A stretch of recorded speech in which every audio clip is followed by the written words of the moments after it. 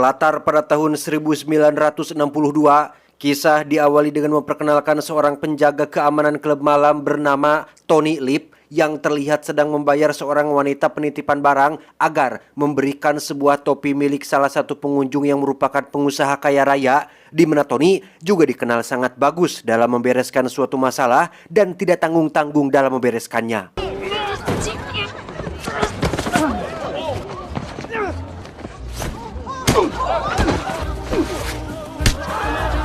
Klub malam itu pun ditutup karena akan direnovasi, yang memang informasi ini sudah diumumkan jauh-jauh hari, di mana alasan Tony mengambil topi milik si pengusaha ternyata adalah bagian dari rencananya untuk mendapatkan uang tambahan setelah tidak lagi punya pekerjaan. Take this, put it in your cake. No thanks. Bullshit. Take it. And from now on. Tepat saat pagi hari menjelang, Tony pun pulang ke rumahnya dan langsung tidur di samping istrinya yang masih tertidur pulas, di mana siangnya Tony dibangunkan oleh suara berisi kerabat dan keluarga besarnya yang sedang menonton acara pertandingan di televisi. Hey Johnny, think you can yell a little louder? Maris is... Yeah, so am I now. Saat melihat istrinya di dapur, Tony cukup terkejut ketika melihat ada dua orang tukang ledeng dari kaum berkulit hitam, yang mana di tahun itu rasisme dan diskriminasi masih sangat kuat. Salah satunya adalah Tony sendiri yang bahkan sampai membuang 2 gelas yang sempat digunakan oleh dua tukang ledeng tersebut.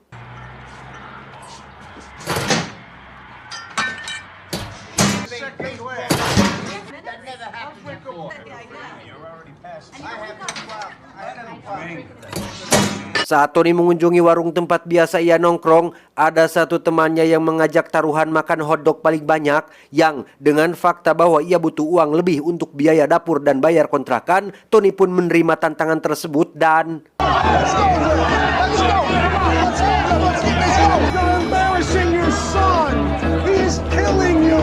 Tony pulang ke rumah dengan kondisi lelah. Saat ditawari makan oleh istrinya, Tony dengan jujur menjawab ia sudah kenyang sehabis taruhan dengan temannya yang berhasil memakan 24 hotdog. Sempat akan marah kepada suaminya, si istri langsung cenghar saat Tony berhasil memenangkan taruhan tersebut dengan memakan 26 hotdog dalam 10 menit. I ate 26.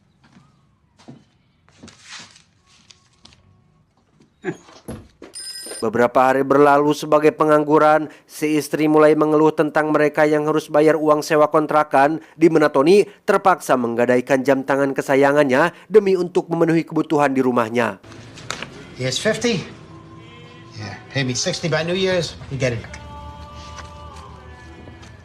Tak lama, Tony mendapat telepon dari sahabatnya yang memberitahu jika ada lowongan pekerjaan untuk menjadi supir pribadi seorang dokter, di mana Tony langsung tertarik dengan pekerjaan itu dan langsung mendatangi lokasi wawancaranya.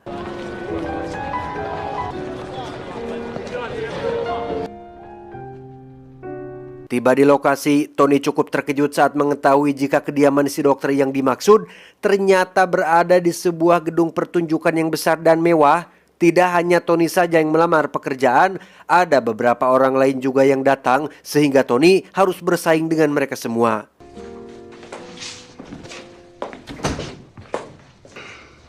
Tony Lip. Saat dipanggil, Tony lagi-lagi terkejut saat melihat banyak sekali barang-barang antik yang mewah dan langka, yang mana kejutan sesungguhnya adalah si dokter itu sendiri yang ternyata berasal dari kaum berkulit hidung.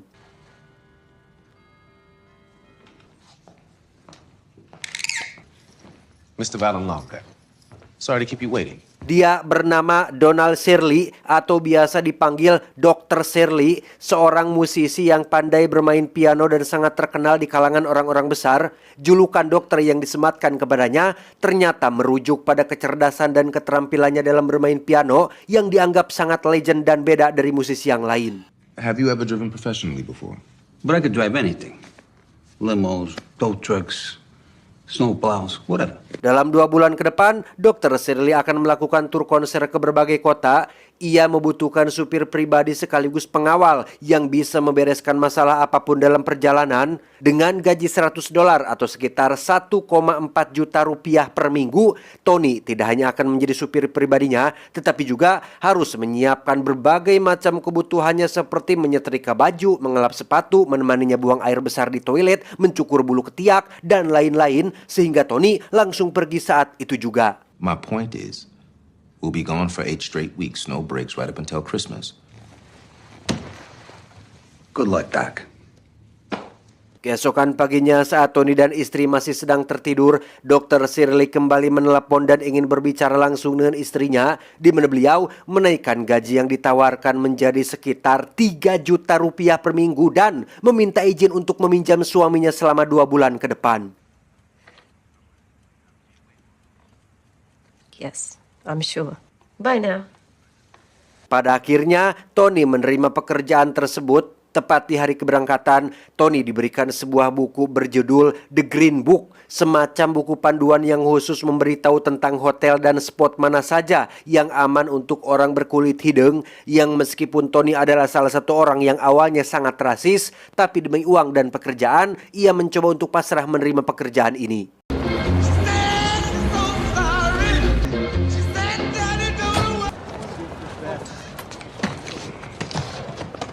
Momen kocak pun terjadi saat Dr. Shirley sudah berada di dalam mobil, di mana Tony yang sejak awal menolak untuk menjadi pelayan pun bersikeras menolak angkat barang sehingga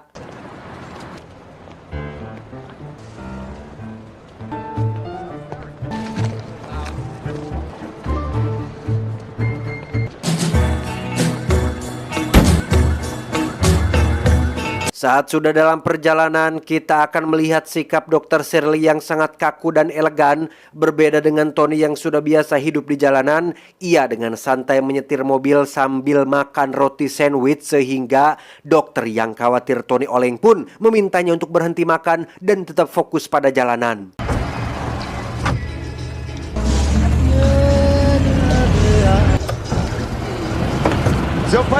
Tiba di rest area untuk makan siang, dokter tampak makan dengan tenang dengan tetap memperhatikan table manner yang benar. Sementara untuk Tony, ia makan seenaknya tanpa memperdulikan tata cara makan yang benar, sehingga dokter sedikit menegur cara makannya yang dianggap dapat mempengaruhi penilaian orang lain, di mana Tony langsung menjawab bahwa makan adalah suatu kebutuhan. Jika kita masih memikirkan validasi dan penilaian orang lain, hidup akan terasa semakin sulit. Jadilah dirimu sendiri selama itu tidak merugikan orang lain. Yeah.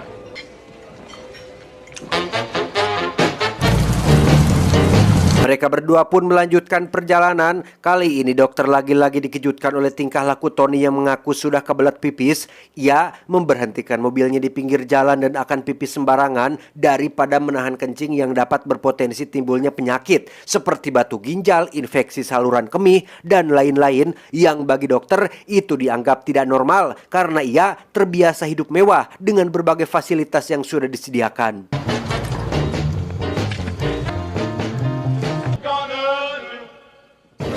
Sesampainya di kota pertama, Tony dan dokter pun menginap di hotel mewah yang dekat dengan lokasi konser, yang mana di sini kita akan diperlihatkan dengan betapa kesepiannya seorang Dr. Shirley yang menikmati minum Homer sendirian tanpa ditemani oleh siapapun, berbeda dengan anggota bandnya yang lain yang terlihat bersenang-senang bersama dengan para perempuan.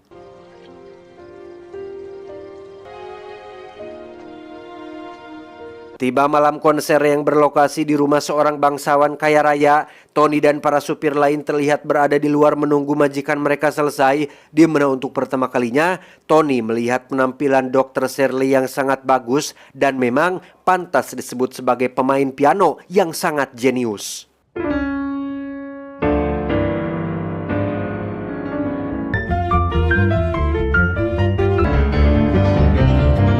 Tepat saat dokter sudah selesai dengan konsernya, Tony terlihat sedang bermain judi bersama para supir. Hal itu lagi-lagi menimbulkan sedikit perdebatan di antara mereka berdua, karena sebagai orang terhormat, dokter menganggap judi sebagai perbuatan yang hina dan merugikan. Wipe off your knees, you have dirt on. Malamnya di hotel, Tony membuat surat untuk sang istri. Surat itu berisi kabar terkini sang suami. apa saja yang Tony lakukan selama dalam perjalanan, yang intinya sejauh ini Tony aman-aman saja. Bahkan ia sedikit curhat terkait sang majikan yaitu Dr. Shirley yang dianggap sebagai pemain piano yang sangat jenius. He plays like Liberace, but better. He's like a genius, I think. Keesokannya di perjalanan menuju kota kedua, Tony pun menanyakan hal yang sangat privacy seperti apakah dokter pernah menikah sebelumnya? Dengan penuh kesabaran, dokter pun menjelaskan bahwa ia pernah menikah dengan seorang wanita yang sikapnya hampir mirip seperti Tony, yaitu ugal-ugalan yang karena profesinya menuntut untuk keluar rumah dalam waktu yang cukup lama, dokter dan sang istri pun akhirnya bercerai karena tidak kuat ditinggal lama-lama.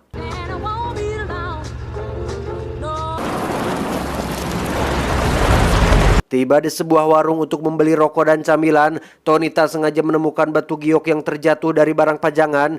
Ia pun mengambilnya, tepat disaksikan oleh salah satu anggota band yang langsung mengadukan hal tersebut kepada si Dr. Shirley ini. Thank you, Ollie. Way to mix it up. Saat akan berangkat, dokter langsung menginterogasi Tony terkait apakah benar dirimu mencuri barang yang bukan milikmu. Merasa dirinya bukan pencuri, Tony pun tidak mengakui hal itu. Namun saat dokter melihat sendiri batu giok yang dibawanya, Tony langsung disuruh keluar untuk mengembalikan batu giok tersebut dan...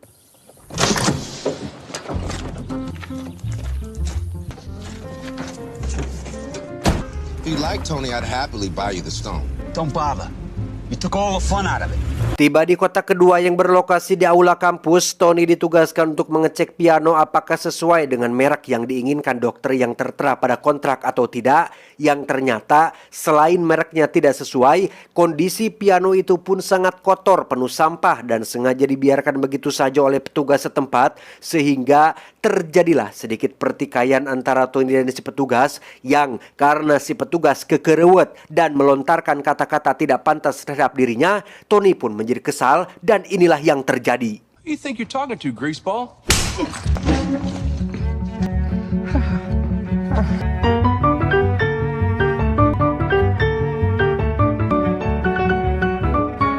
Seiring berjalannya waktu, Tony dan dokter pun kian semakin akrab, masih dengan kegiatan simpelnya, yaitu menulis surat dengan rangkaian kata yang tidak teratur. Tony pun menceritakan semua yang ia alami dengan seadanya, dan itu cukup membuat istrinya senang. Dear Dolores, this morning I had steak and eggs. Now that I'm seeing it, I know. Dalam perjalanan menuju kota ketiga, Tony pun mengeluhkan perut laparnya yang belum makan sejak pagi. Ia sedang ingin sekali makan ayam goreng Sabana atau The Besto, namun karena yang ada di sana hanya Kentucky Fried Chicken, ia pun langsung berhenti untuk membelinya. Kentucky Fried Chicken. In Kentucky. Ketika Tony sedang menikmati ayam goreng, dokter hanya terdiam mendengarkan ocehan Tony yang sambil makan, di mana Tony yang merasa sudah akrab dengan sang majikan pun menawari satu ayam goreng kepada dokter. Awalnya si dok menolak dengan alasan belum pernah memakan fried chicken seumur hidupnya karena dianggap tidak sehat, berminyak, dan ada tepungnya. Namun karena Tony memaksa, dokter pun akhirnya mencobanya juga. How do you have plates or utensils? Come on, take it. Come on.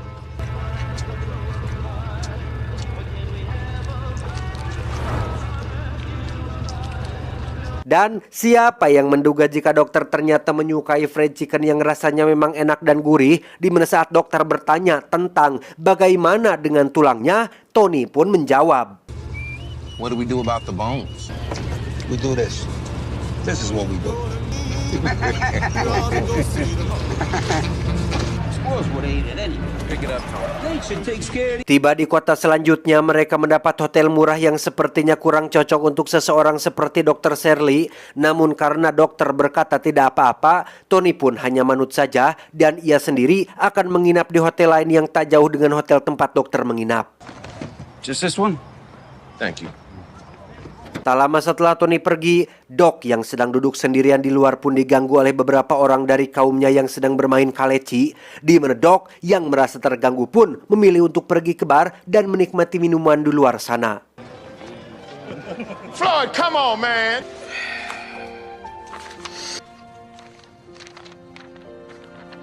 Tak berapa lama, Tony dipanggil keluar oleh salah satu anggota band yang memberitahu tentang dokter yang sedang terlibat masalah di bar, yang ternyata ia sedang dikeroyok dan diganggu oleh orang-orang berkulit putih di sana, sehingga Tony yang terbiasa dengan situasi seperti ini pun langsung berteriak dan Hand him over. We walk out, won't be a problem. Need a Brillo pad to wash these dishes with. Go. Now! karena satu preman mengeluarkan pisau, Tony pun secara perlahan memasukkan tangannya ke belakang badan seolah sedang mengambil sepucuk pistol. Entah apakah ia beneran bawa pistol atau tidak, tapi itu berhasil membuat para preman ketakutan. Bahkan pemilik bar di sana pun mengeluarkan senapan untuk membubarkan keributan tersebut. Let him go.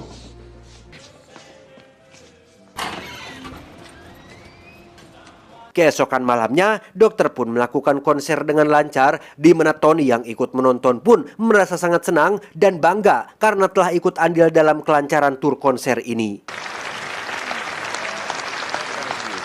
Louisville, thank you for your warm hospitality.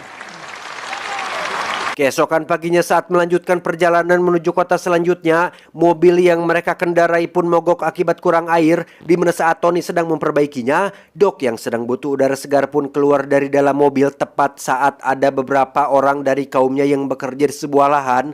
Disinilah kita akan melihat penilaian dari kaumnya sendiri yang memandang berbeda si dokter. Sempat risih dan kurang nyaman, dokter pun memilih bersikap biasa sampai akhirnya Tony menyuruhnya untuk segera masuk kembali.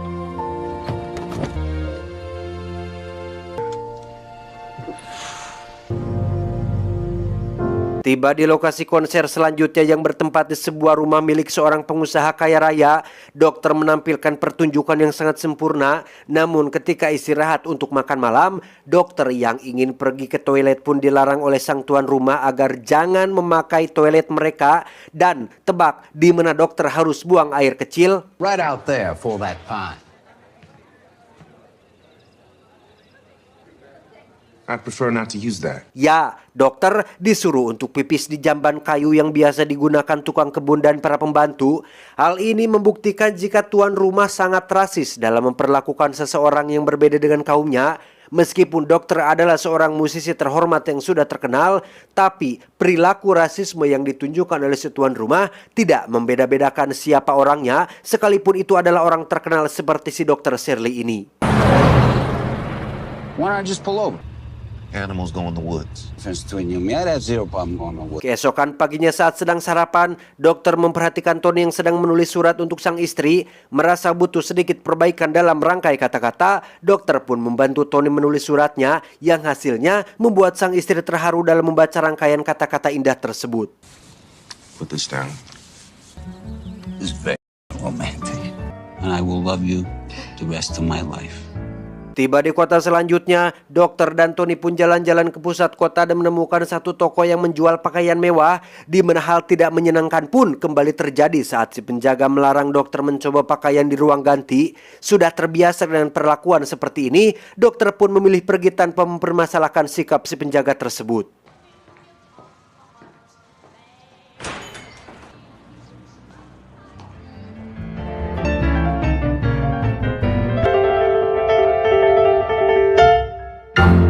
Beralih ke kota selanjutnya, saat mereka berdua akan check-in di sebuah hotel, Tony tak sengaja bertemu dengan dua sahabatnya dari New York yang kebetulan sedang ada pekerjaan di kota ini. Mengetahui Tony bekerja untuk orang berkulit hidung, si sahabat pun menyarankan untuk cabut saja dan ikut bekerja bareng bersama mereka.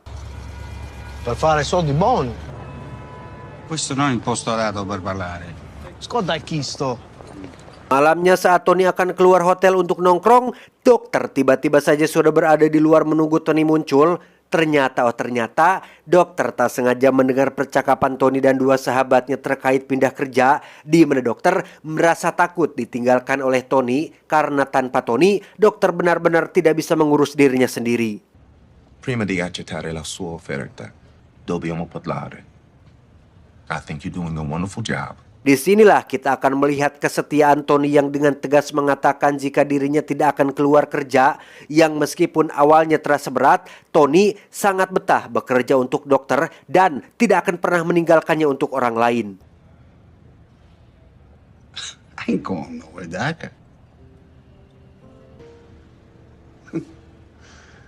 Selama dalam perjalanan, Tony terus mengirim surat untuk istrinya dengan bantuan dari si dokter yang merangkai kata-kata indahnya, di mana si istri yang semakin takjub pun membacakan surat itu di depan sahabat-sahabat ciwinya sehingga John, Yeah. I want a letter. Yeah, as soon as you make a meal. kota demi kota, konser demi konser pun mereka lalui bersama, di mana Tony dan dokter pun kian semakin akrab hingga keduanya menjadi seperti sahabat dekat. Just the two of us. We can make it if we try. Just the two of us. Just the two of us. Just the two of us. Building castles in the sky. Just the two of us. You and I. Dalam perjalanan menuju kota selanjutnya, Tony dan dokter dicegat oleh dua orang polisi yang sedang melakukan patroli malam, di mana saat Tony keluar untuk memberitahukan lokasi tujuannya, si petugas pun langsung teralihkan oleh dokter yang sedang duduk di dalam mobil. Rupanya, kota ini memiliki aturan keras untuk orang kulit hidung keluar pada jam malam, sehingga terjadilah sedikit perdebatan antara Tony dan si petugas, sampai-sampai si petugas menghina Tony yang menyebutnya sebagai setengah orang negro, sehingga You half a nigger yourself. Hands in the air. Now. Now. alhasil, Tony dan dokter pun digelandang ke kantor polisi akibat pemukulan yang dilakukan oleh Tony, di mana dokter lagi-lagi memarahi Tony akibat sikapnya yang terlalu arogan. Sementara untuk para petugas, mereka terlihat tertawa dan masih saja mengejek dokter yang dianggap berbeda. I'm chatting up with his pals, enjoying a nice cup of coffee.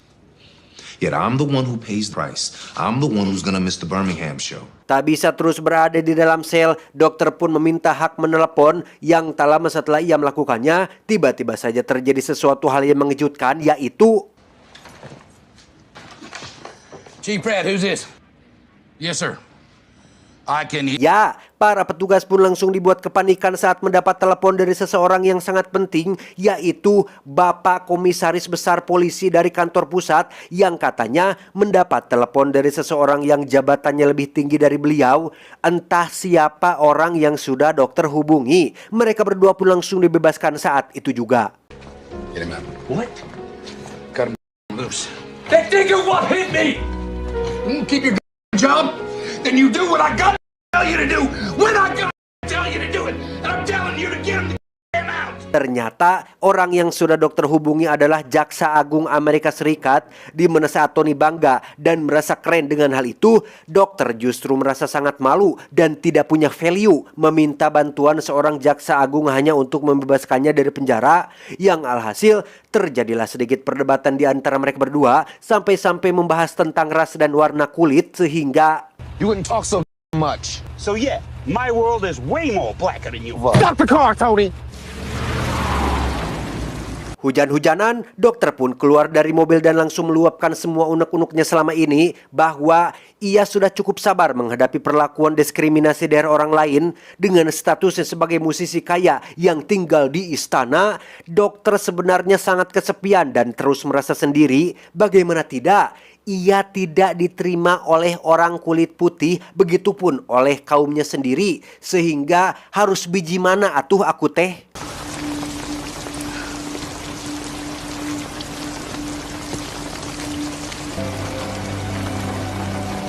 Sesampainya di penginapan, dokter dan Tony pun satu kamar bareng karena semua kamar sudah penuh oleh para pasangan yang sedang bersilaturahmi, di mana dokter dan Tony akhirnya hahampuraan alias saling maaf-maafan atas sikap mereka berdua yang kurang menyenangkan selama dalam perjalanan. Thanks for helping me with the letters. Good night, Tony.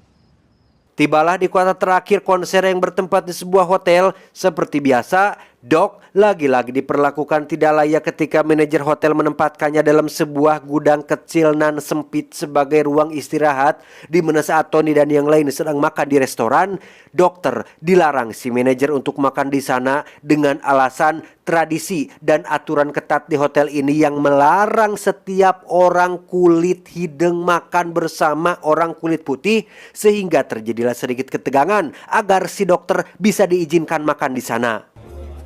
Either I eat in this room, or I'm not performing tonight.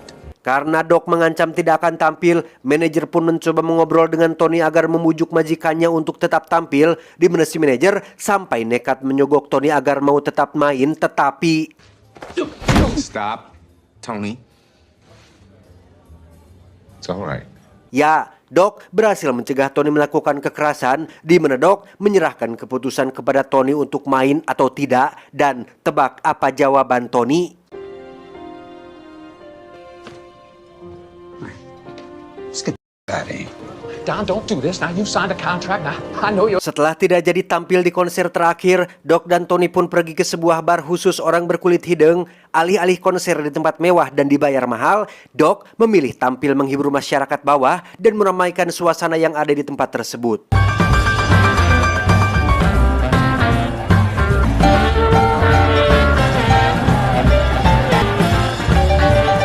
Selesai konser Gretongan, Tony menyadari adanya dua garong yang bermaksud membegal mereka, di mana Tony langsung menembakkan pistolnya yang ternyata selama ini Tony memang selalu membawa senjata api untuk keamanan.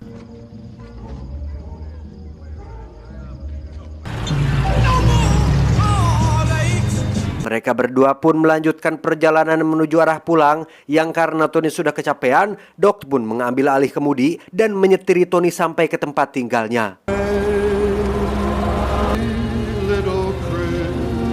Tony, wake up.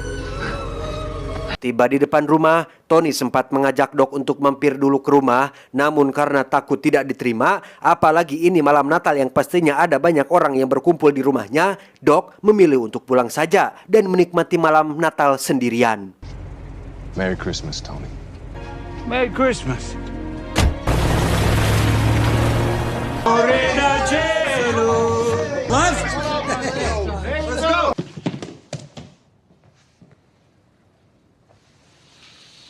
Saat Tony sedang menyambut kerabat dan sahabat yang baru datang, ia mendapat tamu kejutan yang benar-benar tidak diduga kedatangannya.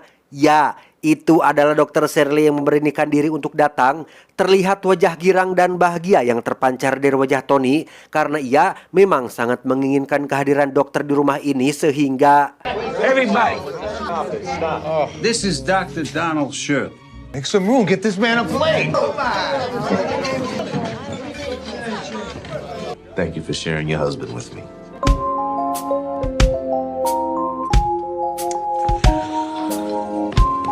Thank you for helping him with the lettuce.